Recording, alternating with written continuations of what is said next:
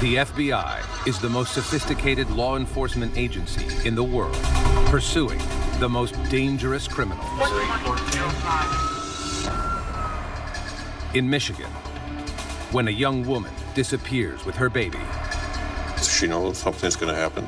She may not have realized that she's going in the water, but she realized that she's going to be murdered.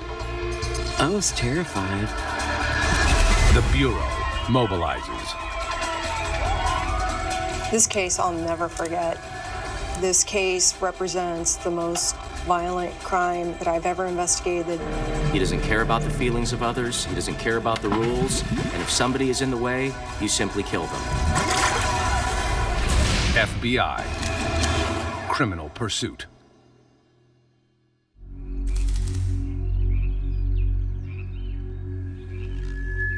It's the morning of August 8th, 1996.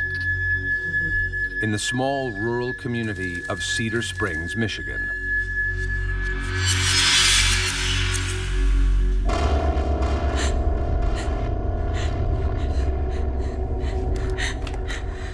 "19-year-old Rachel Timberman makes a desperate call to a friend.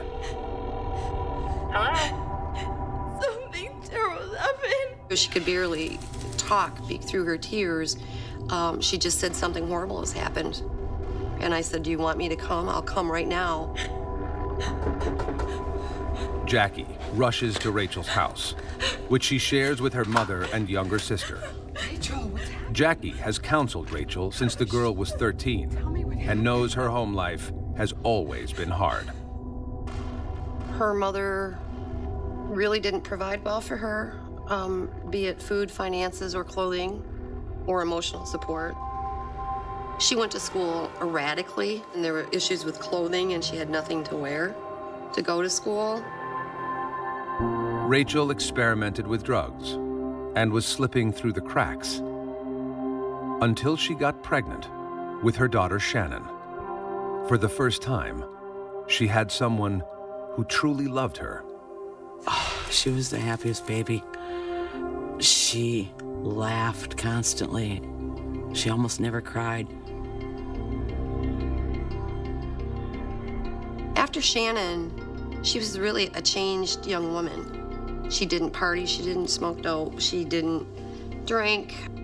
She wanted the best for Shannon. She wanted to rise up herself so that her daughter would be able to look up to her as a mom. What happened to you? Oh. But when Jackie sees Rachel's battered and bruised face, it's clear that something has shattered her world. Oh, it was a wild fear. Her eyes were big and dilated, and she was terrified. And I believe that she was terrified. Okay, I'm ready. Rachel tells Jackie that a family friend, 44-year-old Wayne Davis, stopped by the night before. He invited her to a game of cards with Mike, a classmate of Rachel's, and Mike's uncle, Marvin Gabri, whom she had never met. Give her a bottle when she starts to A single cry. mom, Rachel jumped at the chance for a night out. Okay. All right. She left baby Shannon with her sister and headed out with Wayne. Bye. She felt in good company when she did get in the car with him that night.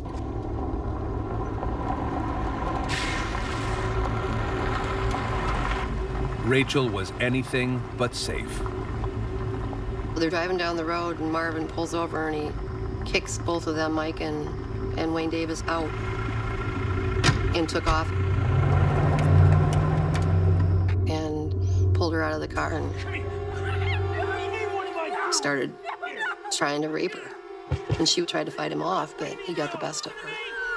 According to Rachel, Marvin Gabri raped her repeatedly, savagely biting her nose and banging her head on the ground.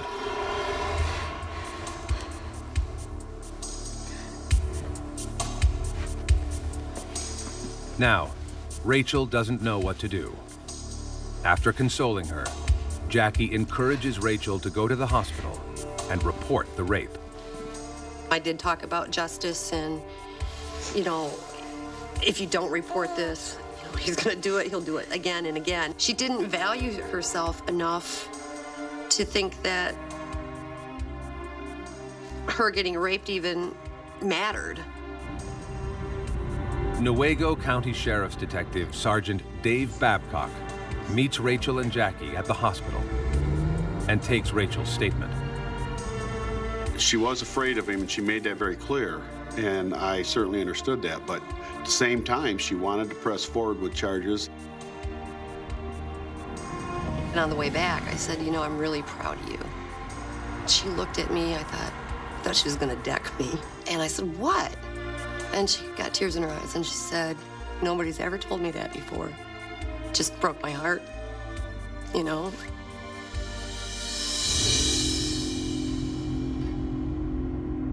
Detective Sergeant Babcock tracks down the alleged rapist, Marvin Gabri, and asks him to come to the station. Gabri promises to show the following day, but doesn't. Instead, he faxes Babcock a 5-page detailed explanation of events. It's the first and only time I've received a suspect's statement about a crime or an incident through the fax. He indicated that it was her idea to have a sexual encounter. She was making a fake rape complaint against him. But Gabrion's version of the story doesn't match the evidence. It doesn't take long for investigators to find Marvin Gabrion, arrest him, and charge him with rape. He serves only 2 weeks before his family comes up with bail money. Wayne Davis, one of the witnesses to the alleged rape, posts his bond. Meanwhile, Rachel gets her life back on track. She moves in with her father, gets a job at a fast food restaurant, and plans to return to school. Are you ready? Shannon, now 11 months old, is her #1 priority. She was not going to live where she had been living, have contact with the people that she'd known all her life, and wanted to learn how to be a good mother. On June 3rd, 1997, 2 days before the rape trial is scheduled to begin, Rachel is upbeat. She tells her family she has a date with a guy she met at work. A really nice guy who wants her to bring the baby along. She was pretty excited about it. She fixed her hair. She said she'd be back later. All right, let's go.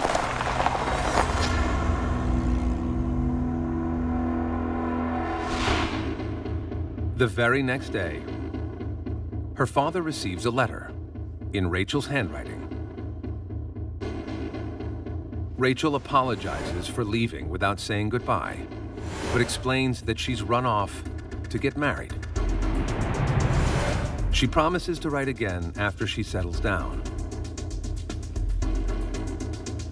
Knowing Rachel's impulsive, free-spirited nature, her family and friends consider the possibility that she may have, at last, found the fairy tale.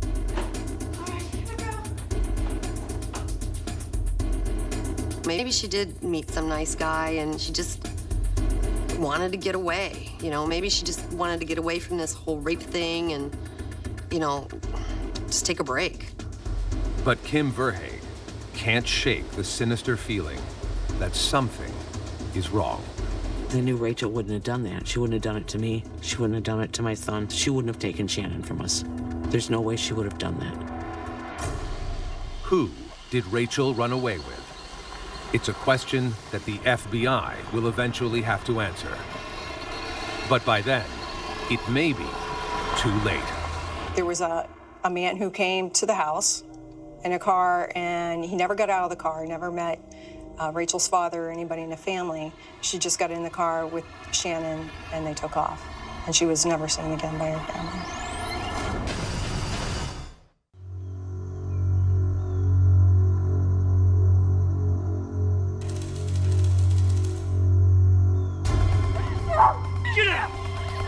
It's been 1 year since 19-year-old Rachel Timberman was brutally raped by Marvin Gabri. Finally, it's her day to face her attacker in court. But Rachel has had a sudden change of heart. She sent her family a letter saying that she's run off with a mysterious guy she met at work and has taken her 11-month-old daughter, Shannon. She had said she'd met a nice guy. So I thought, well, maybe, maybe she did. Maybe she did. I was really hoping that for her. The court hearing comes and goes with no sign of Rachel. Within days, she sends both the prosecutor and judge handwritten letters with a stunning message. She wanted to drop the charges. She moved out of the area, and she was recanting her fake rape charges against Marvin Gabri. Both letters are postmarked Arkansas. And just like the letter Rachel's family received, both have an unusual feature. These envelopes that these letters came in weren't typical envelopes where you stick a stamp on with your thumb. They had a holographic stamp that was built into the envelope. So that's unusual. You don't see that all the time. Unable to locate Rachel, authorities dismiss the rape case against Gabrion.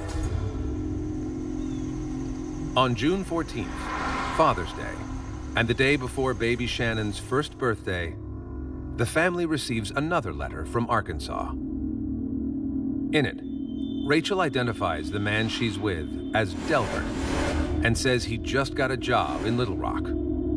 She also says she's considering living in Arkansas forever. Kim Verhaeg can't believe it's true. Frantic with worry, she badgers Rachel's family with continual calls. I said, the letter, did it sound like her? Did it sound like Rachel who said this? Oh yeah, sounded just like Rachel. I called there almost daily for the next 2 weeks.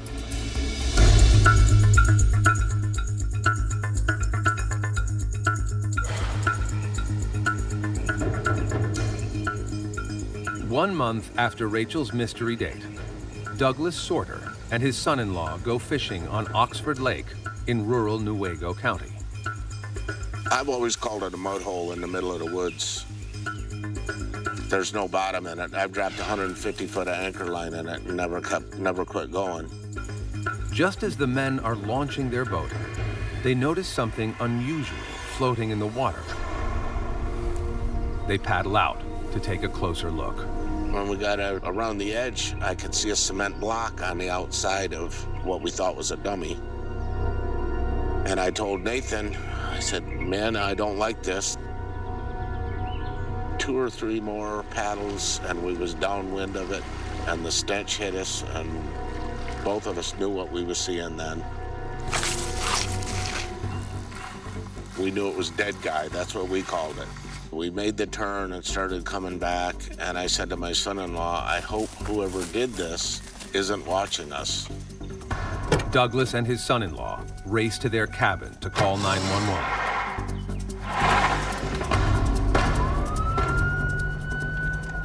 Newaygo County Sheriff's Detective Sergeant Dave Babcock responds to the scene.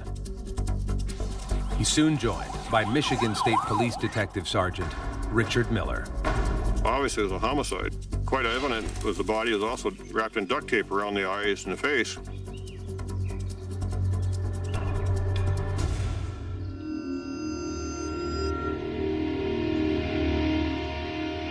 Investigators carefully lift the badly decayed body.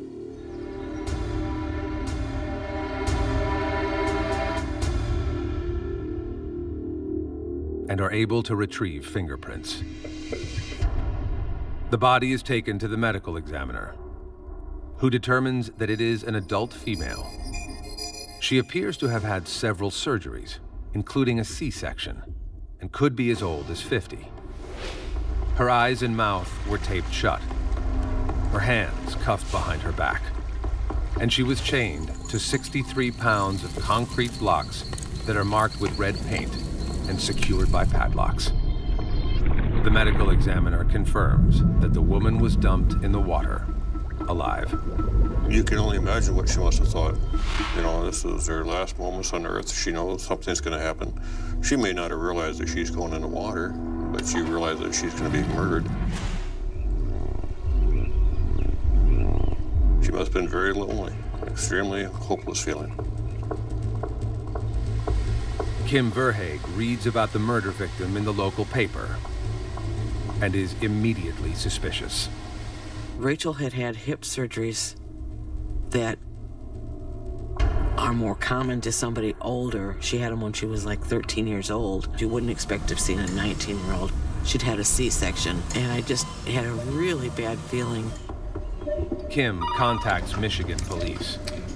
They compare the victim's fingerprints with 19-year-old Rachel's and get a match.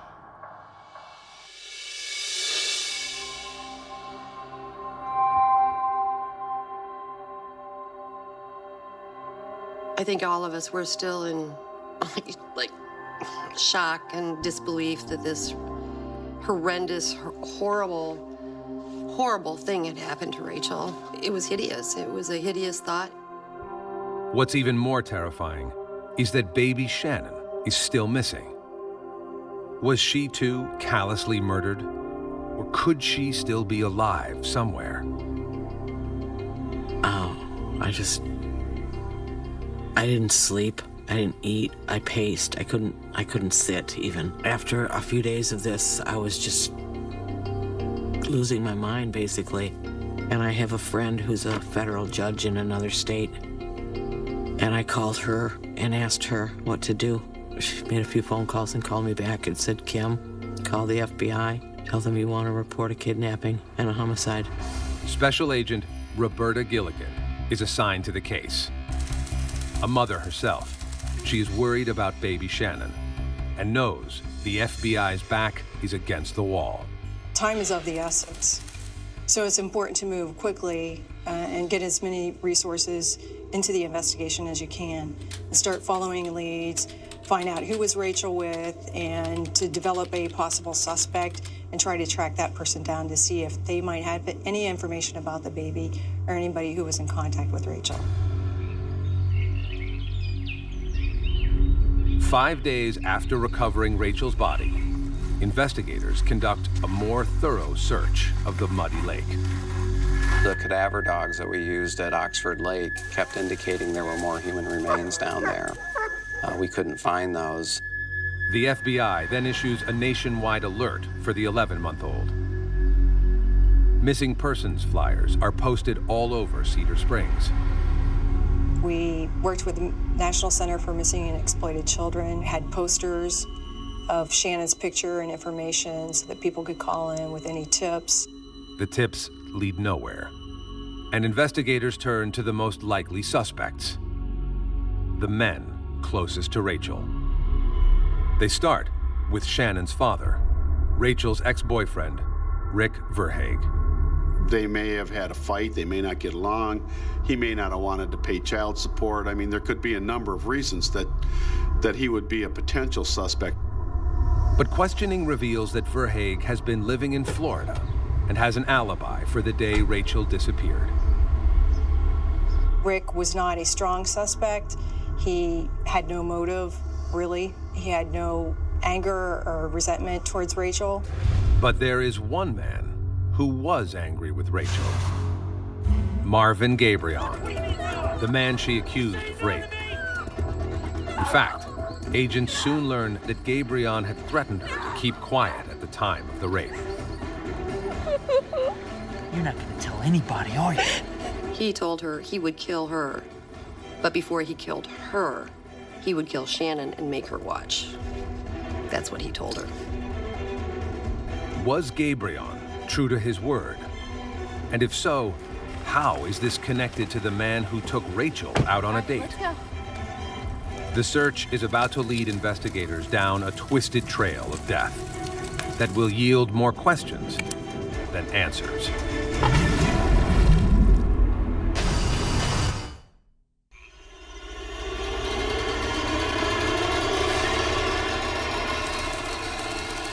2 weeks after the body of 19-year-old single mother Rachel Timberman is found handcuffed, bound, and chained in a Michigan lake, authorities are on a desperate hunt to track her killer and find her child, Shannon. I can't imagine the terror she must have felt. And even worse, knowing that she was going to die that way, is what she must have been thinking about her one-year-old daughter, Shannon, and what was going to happen to her. FBI agents and Newaygo County authorities still have no idea where baby Shannon could be. Time is running out, and they need to question Marvin Gabri, the man Rachel had accused of rape, but he's nowhere to be found. He was very mobile, so we just knew that we were going to have a hard time in locating this individual. Finally, authorities get a lead. A man named Gabriel is supposedly living in the predominantly Amish community of Altona.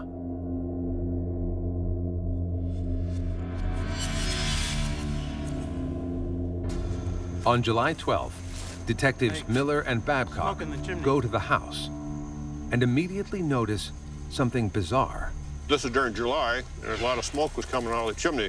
Quite obviously that somebody was burning something. The detectives knock on the door, but no one answers. They case the property and discover a pile of concrete blocks covered with black tar and red paint. Cement blocks drew our attention because they appeared to be quite similar with the markings and type that we found on the body of Rachel Timberman. They question neighbors, who confirm the house is actually occupied by Marvin Gabri, but they haven't seen him around lately. And even more strangely, the handyman Gabriel had hired, a guy named John Weeks, has also mysteriously disappeared. No one had seen him. No one had also reported him missing. They just assumed he was out of the area. Authorities quickly track down John Weeks' girlfriend. Surprisingly, when shown a photo of Marvin Gabri, she identifies him as Lance. She tells investigators that Lance and John Weeks took off for Texas to buy marijuana, but she doesn't know how to reach them. And she reveals something chilling. She told me there was one time that she'd caught her boyfriend, John, making phone calls to a girl named Rachel. And it angered her. Why are you calling a girl when you're going with me? And reportedly it was explained that John said, well, I'm doing a favor for Lance. I'm trying to hook him up with this girl named Rachel. And that's all she knew. Investigators now suspect that John Weeks may be the one who took Rachel out on the date that led to her death. Might he have even been her killer? Authorities wait anxiously for the crime lab results on the evidence found at Gabriel's house. They're rewarded with an important break. Those blocks that were found on Rachel Timberman's body were a match to the blocks found at Marvin Gabriel's house. It was like a fingerprint. State Police Detective Sergeant Richard Miller and Sheriff's Detective Sergeant Dave Babcock return to Gabriel's house in Altona, armed with a search warrant. Gabriel is still missing, but they're just in time to catch his family members doing something odd. There was a pickup truck backed up to the garage door here, and they were loading stuff from within the household into the pickup truck. That was very much a concern for us, that the family was assisting Marvin and just to dispose of evidence, having no real idea what evidence we might locate, but we're concerned, absolutely.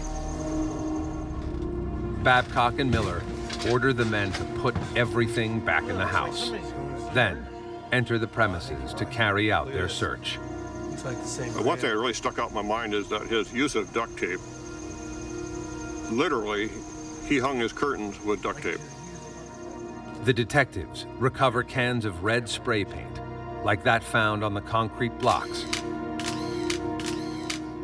and several keys used to open padlocks.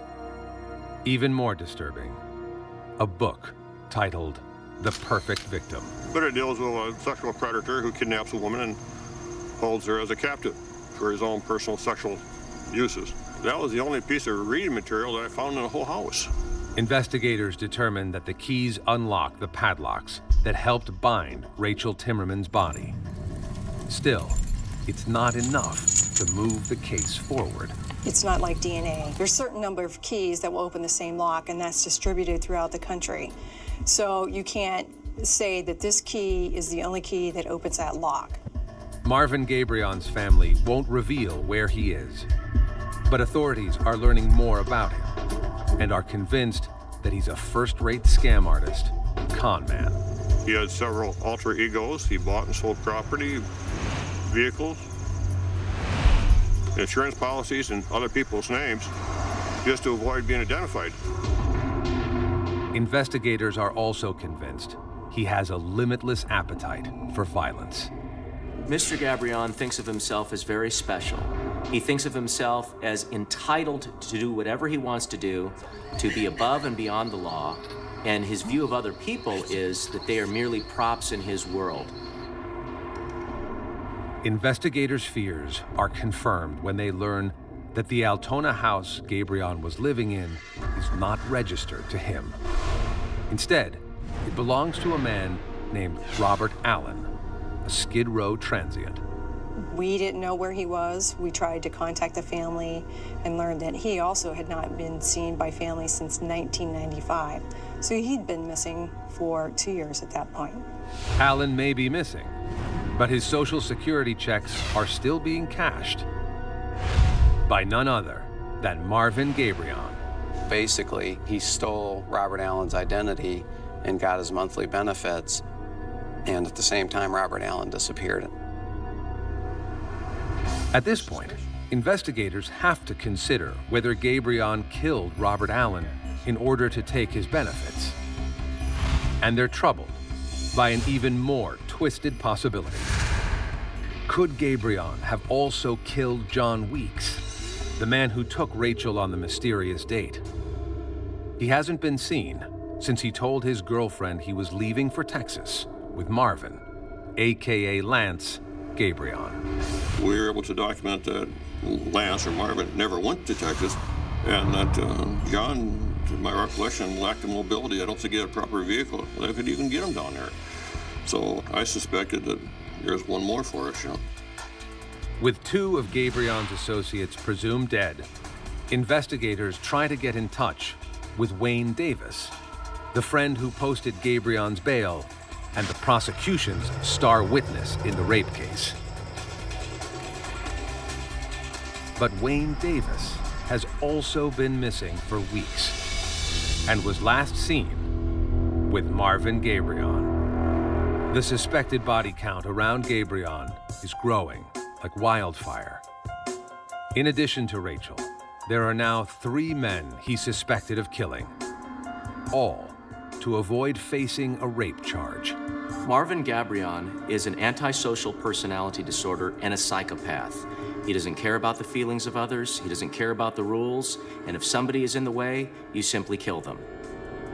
If we didn't catch him soon, we knew other people were going to be in trouble. There were still witnesses in a rape case, other witnesses who might have put him with John Weeks or Wayne Davis.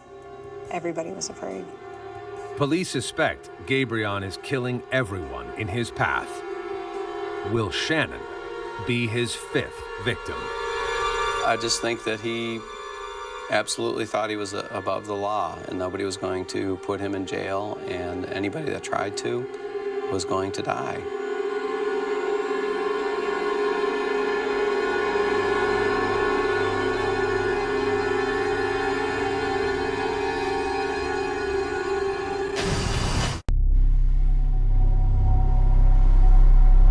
It's July 1997 in Cedar Springs, Michigan. And the FBI and local authorities suspect that Marvin Gabrion has killed up to 4 people to avoid going to trial for raping 19-year-old Rachel Timberman. Marvin Gabrion is about as ruthless a predator as you could possibly encounter. He doesn't have any empathy whatsoever for another human being, and if they're perceived as being in his way, he'll simply eliminate them, and he won't feel any remorse about it. He has no conscience. And the evidence against him in Rachel's murder is growing.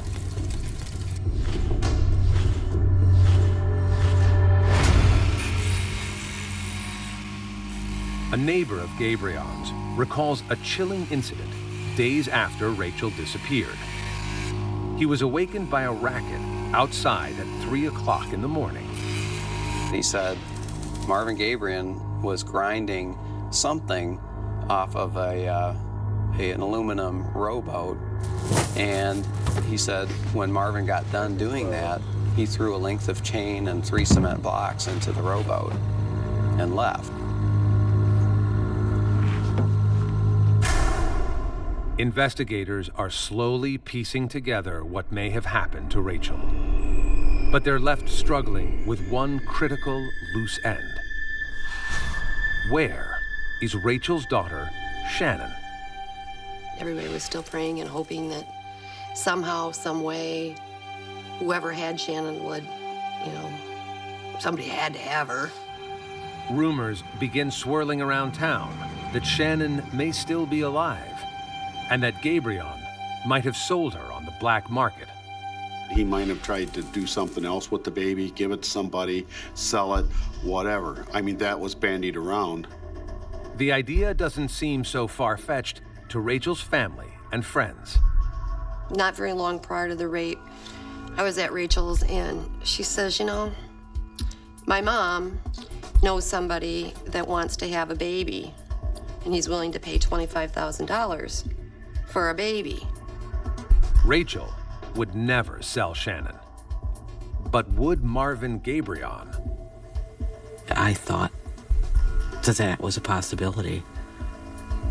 I mean, why would you kill a baby in this situation? She can't testify. She doesn't know you. She couldn't talk. She just learned how to say grandma. The urgency to find Shannon grows even stronger after Gabrion's former landlord comes forward with some disturbing news. When Gabrion moved out, he left behind a collection of troubling photos. It was described that he had gone to great extent to collect a number of pre-pubescent female pictures of girls wearing underwear and scanty clothes. And it wasn't commercial pornography, but it showed his preference for children.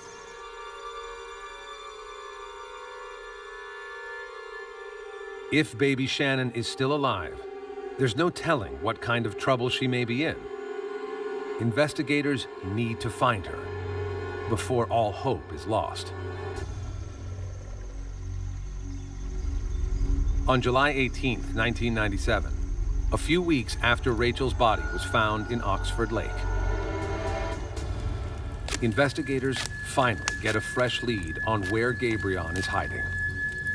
A family member comes forward with information about a campsite Gabrion is using near Hungerford Lake, about 7 miles from Oxford Lake. Authorities race to the area, hoping Gabrion is still there.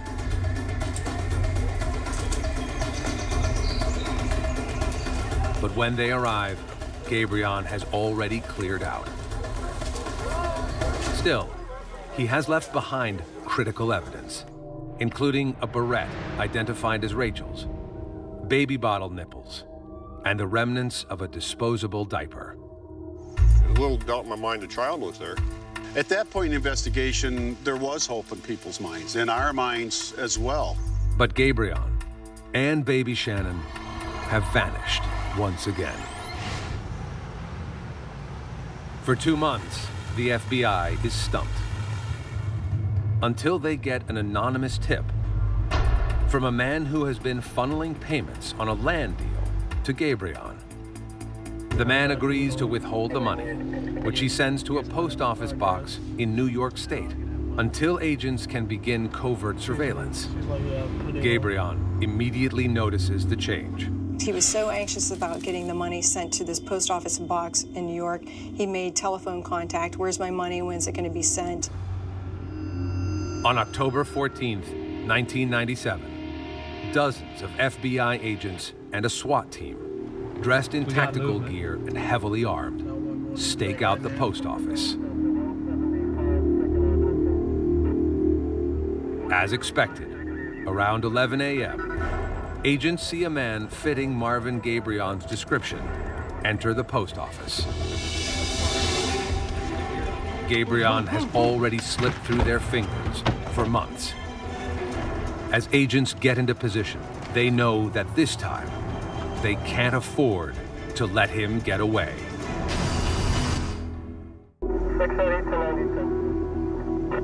October 14th, 1997.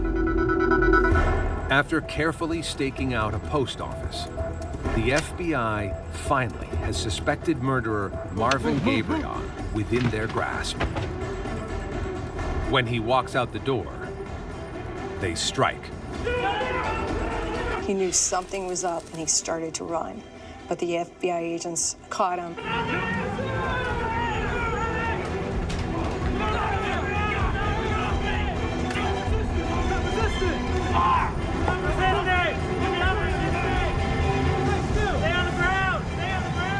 To this day, it's one of the best days of my career, knowing he was caught and he wasn't going to get out.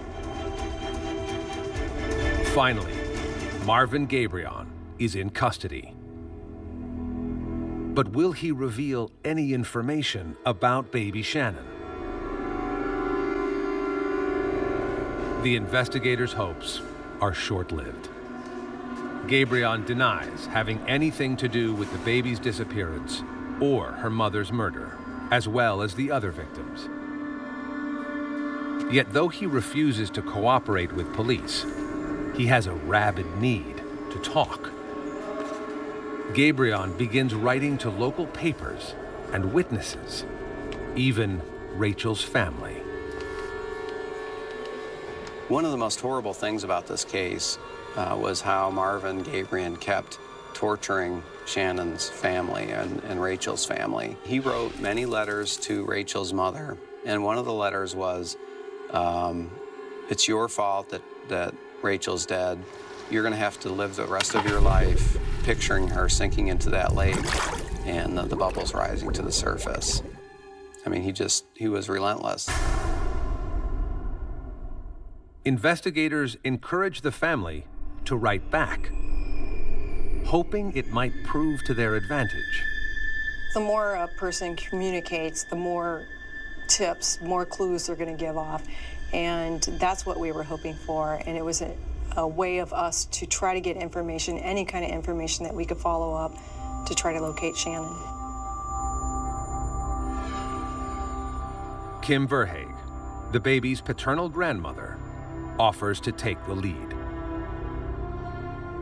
I talked to the state police detective and said, you have got to do something to stop this person. And I said, if somebody needs to communicate with him, I will. Kim talks to Marvin on the phone repeatedly, asking him whether he sold 11-month-old Shannon on the black market or whether he murdered her. Finally, he slips up. I just said, you know, Marvin, tell me what you think. Do you think Shannon is in that lake? And he perked right up, and he got real adamant. He says, no, she is not in that lake. I know for a fact she's not in that lake. And I think in that little moment, he forgot himself and told the truth. At the same time, several inmates come forward and offer a different version to Gabrion's claim. They started goading him about, why did you kill the baby? You know, why did you kill that baby? What did that baby ever do to you? At one point, Marvin finally cracked under the goading, and he said, I couldn't hang on to baby Shannon. I had to get rid of her, so I threw her in the lake.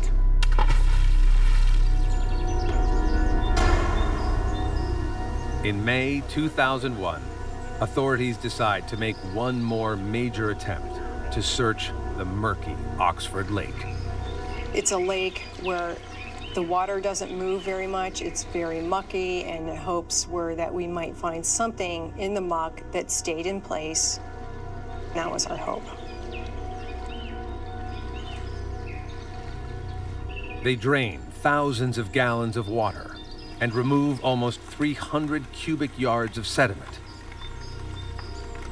They find nothing. In March 2002, Marvin Gabri stands trial for the first-degree murder of Rachel Timberman. Prosecutors theorize that John Weeks lured Rachel to Gabri on their deadly date, and that baby Shannon was invited for a very specific reason. It was a way to control Rachel.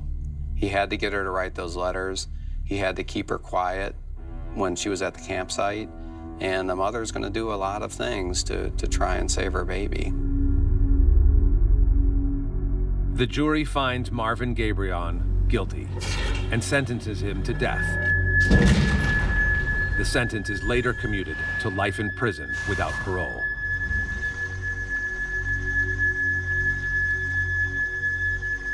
In July 2002, canoeists find the body of Wayne Davis in Manistee Forest's Twinwood Lake, a half-mile from Gabrion's childhood home. John Weeks and Robert Allen are presumed dead, though their bodies have never been found. Gabrion has not been charged with their murders. Baby Shannon is still missing as well. Kim Verhaeghe can only hope to keep the vow she made to Rachel at her funeral. I promised her, standing at her coffin that day, that I would do everything I could to get Shannon back and protect her. Baby Shannon's family is offering a reward for information leading to her return. There's a possibility she's still out there. It's just not probable. Shannon couldn't do anything to hurt Marvin Gabri, and she couldn't talk, she couldn't be a witness, but one thing she would do is tie Marvin to the murder, and Marvin Gabri would not leave a trail. I hope she's out there somewhere being taken care of. My hope is, in my heart of hearts, is Shannon is out there in a good family and being loved and taken care of. People keep asking me, you know, it's been so many years. Why? You know, can't you just let it go? No matter what, no matter where, Shannon needs to come home to her family.